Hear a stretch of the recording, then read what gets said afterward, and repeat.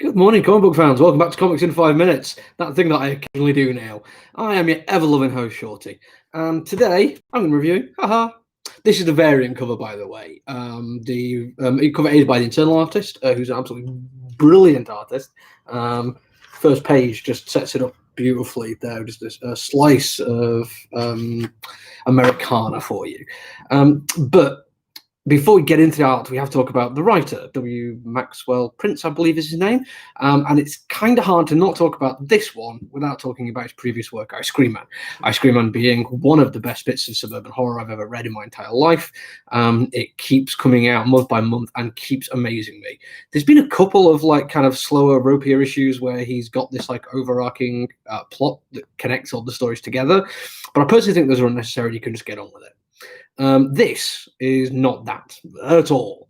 It's going to be like more of an anthology than a connected storyline, each one dealing with what I imagine will be a different clown. But there is also still a sense of suburban horror to it, definitely. But the way the horror is presented is, well, it's far less subtle sometimes. It's more the horror of real life, of things going wrong, and how one copes with that, and how we lie to ourselves and deceive ourselves, which is hard sometimes to actually put down as being a horror. Thriller would certainly be appropriate. A psychological study would be very accurate. But it's definitely more unsettling than scary. But I still think the intent might be there to scare us, to make us think, oh, God, what would happen if I was in that situation? And this story is about a clown who's the luckiest man alive. He's got a great job at an amusement arcade. He's got a wife and 2 kids and a dog, and everything's going fine. But a lot of what you get is his internal thought process, a box out text, effectively, instead of thought bubbles. Basically, him lying to himself, saying that he is the luckiest man alive and everything is going brilliantly for him, where there's so much evidence to the contrary. And it starts to make you wonder about the guy's mental state and whether or not he's a fit person. I mean, at a certain point, he starts accepting that things might go wrong, and that his wife might leave him and take the children. But he always seems to find a way around that to justify that he's okay. But the fact that he does that makes you think, well, maybe he's not great to have his kids around him. Maybe he should actually accept that something is not quite right and move on.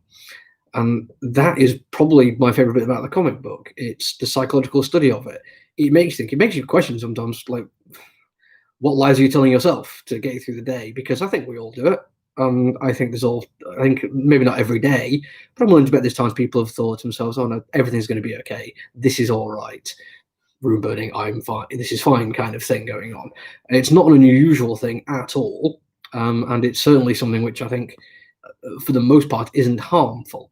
I think for the most part, it's just a way for the brain to kind of kick you out of bed sometimes, maybe, get you to move on. But this comic book is dealing with the fact that sometimes that takes you to places where you will make terrible decisions. You'll make rash choices. I don't want to get too much into the rest of the story. I think I've told you enough about the actual plot of it to convince you that it's worth reading.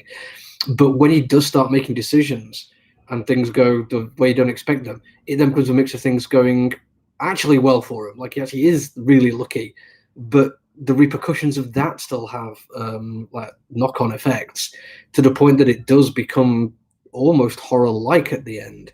Not in a traditional way, certainly. It reminds me a little bit of Garth Ennis's Dastardly and Muttley comic book, of all things, where it's how terrifying would it be if the world of Saturday morning cartoons was actually a real thing? Would we be able to cope? I mean, it warps reality in our minds, and we'd be slowly driven insane by things we couldn't understand. And that is the horror that comes at the end of it. That's the bit which I think is horrific in its own way. But that is the bit that's slightly more subtle. It's certainly an internalized thing for the character. It's not something that's out there for everyone to deal with. And it drifts between that internalization and what's actually happening to him really effectively.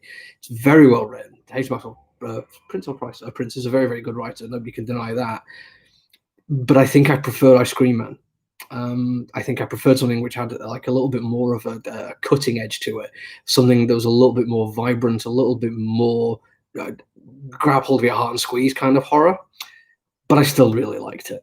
Saying it's not quite as good as Ice Cream Man is still very high praise indeed. And when it comes down to it, the artwork is also a big selling point, because one thing you can do is be changing artists every issue, which is brilliant. I like the idea of that one. The slightly horrific end to that one, though. I'm not even going to tell you why that's scary or what the hell's going on there, but the art is perfectly set up to do it, because it has that in it, and it also has perfect, realistic day in the life of kind of art as well. Very highly recommended. If you liked Ice Cream Man, it might not be exactly what you expected, but it's certainly worth consideration. That's it for me, though. Who knows when I'm back doing this? I'll be back in the shop on Friday. I'll probably try and squeeze one out then. Other than that, take it easy. Bye.